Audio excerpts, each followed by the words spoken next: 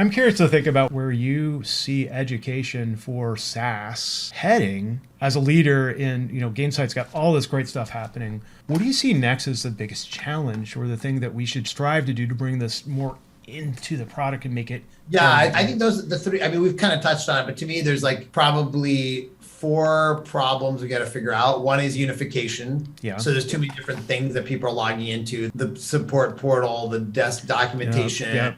So that creates fragmentation. A second one I think is orchestration, which is, okay, what do I want the client to do now? It might be I want them to watch a video. I want them to log into the product. I want them to attend a webinar. And sort of it's right now we're kind of like communicating to them in a very disjoint way. And so instead saying, okay, here's the journey that we want them to be on. This is where Journey Orchestrator or whatever is.